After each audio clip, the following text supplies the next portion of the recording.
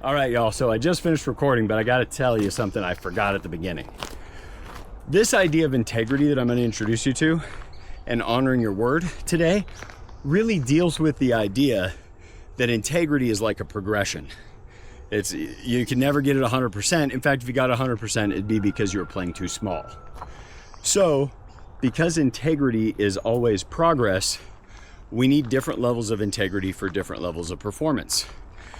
If all I want to do is ride a little bike down this hill, it wouldn't even need pedals. I could just coast on down and around the corner. If I wanted to ride around the block with my kids, I'm going to need something that's got pedals, inflated tires, etc. If I ride 50 miles, I need a bike with skinny tires, and I need to be in better physical, or a good enough physical shape, I should say, to go do that. And then if I'm going to do the Tour de France, I have to start hormone therapy 2 years in advance and physical training and all kinds of stuff to be able to race at that level. Your integrity, and what I'm going to talk about in not being able to keep your word but honoring your word, is a gradation, and you may need a higher level of integrity to be able to get to where you want to go. All right. Good morning, everyone. Welcome to today's Tilt. Things I learned today. And today's a fun conversation because I'm going to share with you all a little bit of a concept of integrity that I learned years ago. And there's a white paper to go to this one that you'll be able to get. Somehow Marla's going to make sure you guys can get it in the link. Marla, if you... But in any case, this idea of integrity, that when we think of integrity every day in our lives, we often think of it as a good, bad, right, or wrong. Like, you're a good person if you have integrity, you're a bad person if you don't have integrity, and that it is a good attribute to have, and therefore I should try to do what I say and all that. And most people approach it that way, and they approach it as a bit of an endeavor, hoping to be able to get it all done all the time, hoping to always be able to keep their word, but they can't. And so what this white paper introduces you to is the idea that you can't probably ever keep your integrity 100% of the time. In fact, I would say the only way you could is if you played really, really small. You know, if you didn't build a family, you maybe never had any responsibility beyond working at the local gas station, and you lived in an apartment that's 100 feet away. You know, then you could always be on time, and you still wouldn't be able to do it all the time. And so, because we cannot keep our word all the time, what we can do is honor our word in business and our personal life. But honoring your word, or for that matter, what is your word, is something that's often confusing to people. So I'm going to walk you through the 6 parts from this white paper of what defines your word. Now, some of these are confronting. I have done this talk in front of groups of people, and I'll usually have a couple of people that need to have it out with me in a good way, but they really need to sort through the thinking because it doesn't make sense to them. So first, it's the thing everybody gets about integrity. It's what you said, right? It's whatever you have said you would do, and in the case of doing it on time, or what you said you wouldn't do. Now, the next one is what you know to do.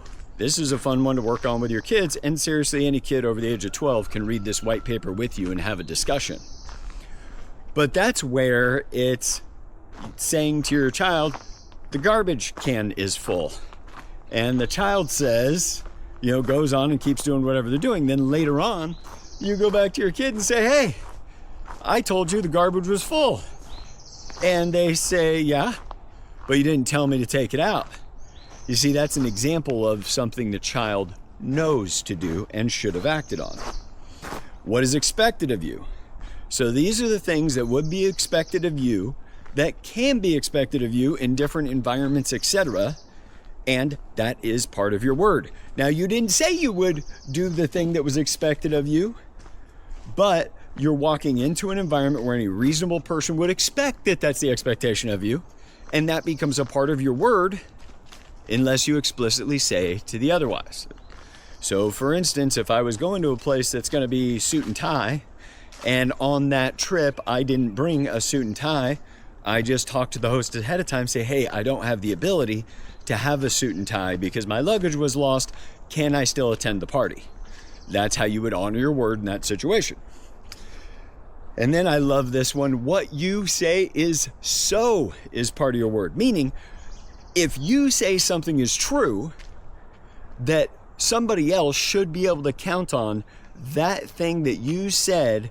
If they go and look into it, they're going to find the same thing that you did. They're not going to find contrary, separate results from what you shared with them. Big deal.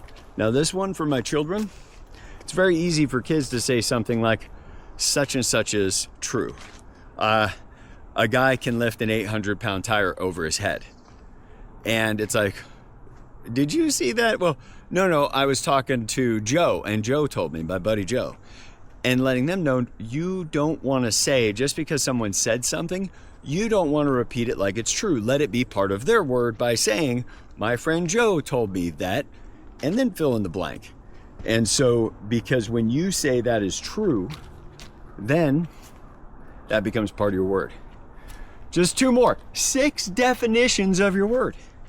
Now, the 5th is what you say you stand for. So this means if you're a church-going individual and you read the Bible and that's something that's really important to you, then you probably shouldn't be shouting and cursing at the front desk person at the hotel. That now your word in action is now not standing up to the very thing that you said you were committed to. And then last but not least are the social moral standards, the government legal standards, etc., of the environment that you're in. Now, with many of these, some of these that are expectations of you, expectations people would have, things that you know to do, etc. In this philosophy, you can honor your word by simply saying, I'm not going to do that. Like, I speed on the highways. Laws say I shouldn't speed on highways, but I do. But what I also do is I am explicitly okay with all the fines that come along with that. Now, what would not be honoring my word is if I said, I'm going to go ahead and speed, and now I'm angry at the system that would give me a ticket. So with those 6 definitions of honoring your word, it can give you a different look at what it might mean for people to trust you. And when I say trust you, that they could trust, if you said, I can get 25 people to a party, they know 25 people are showing up.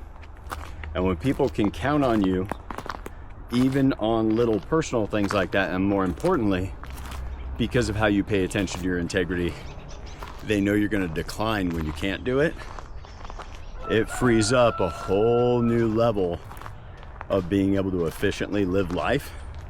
And I think more importantly, being able to really efficiently and significantly contribute to the causes you care about.